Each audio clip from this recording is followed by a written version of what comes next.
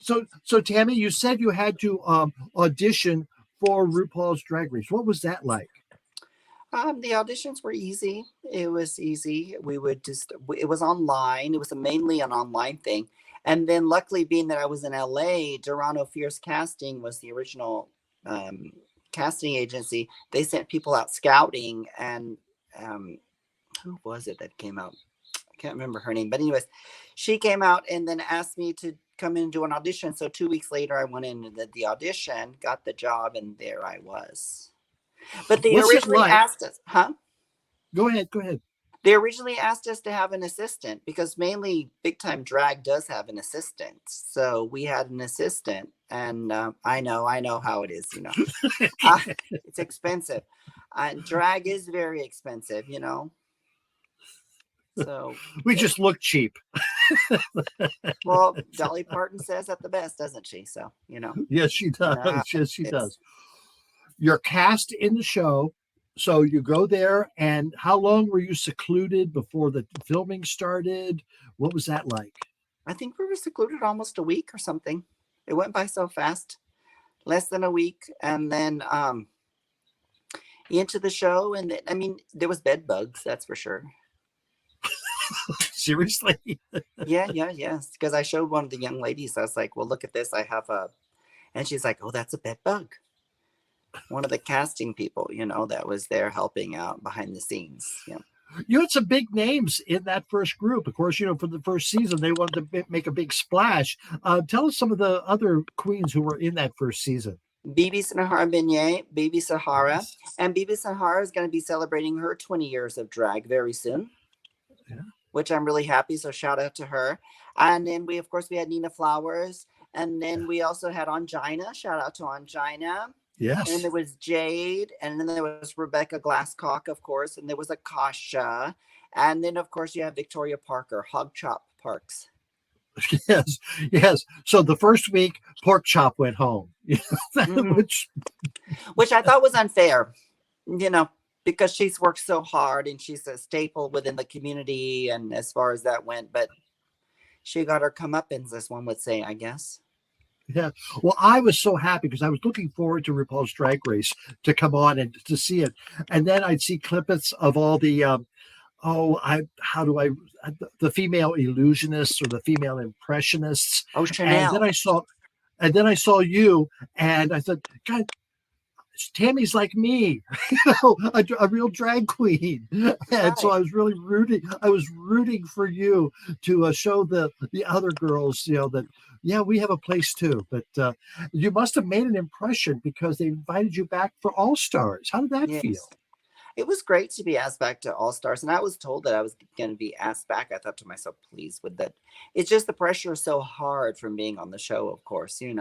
But I was excited and I was ready to do it, of course. And then they paired us up, and things happened the way they did. But I wouldn't change it. I really enjoyed working with Nina Flowers.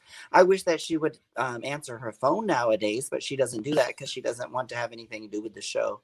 So, Oh, some dirt. Boricua, Boricua. Because she's from Puerto Rico, Boricua.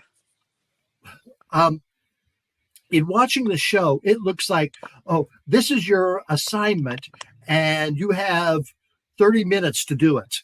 It looks like you have to rush and do it. What is the actual time frame of something like that? 30 minutes.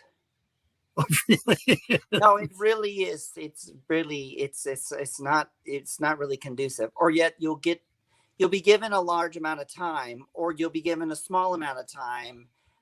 And then, I appreciate what Valentina does when she's on the show. And like Rebecca Glasscock said on the first season, she said, you don't rush a queen, which is the truth. Um, but also, like, the way Valentina does that, she comes on. If I'm not ready, I'm going to wear glasses. That's the truth. And RuPaul, no tea, no shade. She used to wear glasses on stage, and because she wasn't doing her full makeup back in the early 2000s and stuff. And that's the fact within the industry. But that doesn't matter. She has an Emmy-winning show, so who cares? Uh, what was the relationships between the different contestants? Is it what we see, or you're on camera, so you're going to take that time and be bigger than yourself? I think it varies from personality to personality. You can always tell which ones are going to be play the hero, which ones are going to play who's going to play the hero, or who's going to play the bitch or whatever. Like for example, on season 1, Akasha, she knew she was going to play the bitch, and she played the bitch. You know what I mean? And then you had and every season, like when I went back for All Stars, the game had totally changed. You know, we were all there just to have a good time, in a sense. You know, does that make sense? Yes. How have you benefited from your time on the RuPaul Drag Race? Well, for example, we're talking about it right now. Yes.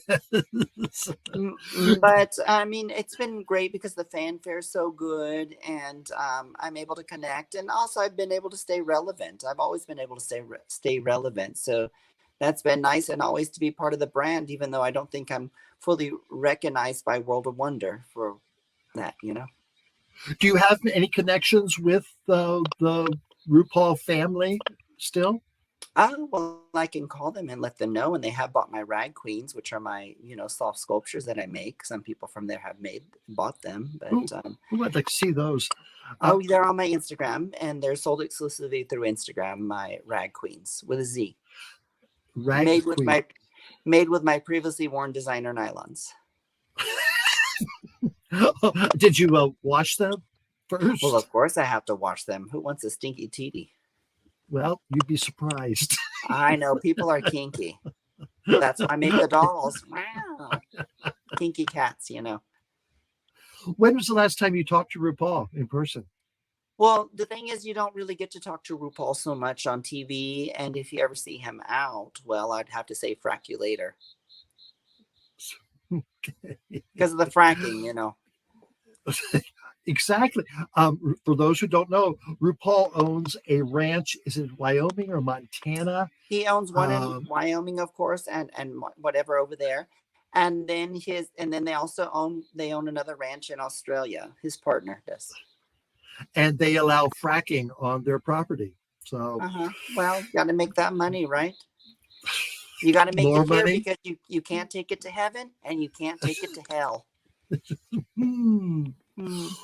What would be what's your fondest memories from being on RuPaul's Drag Race?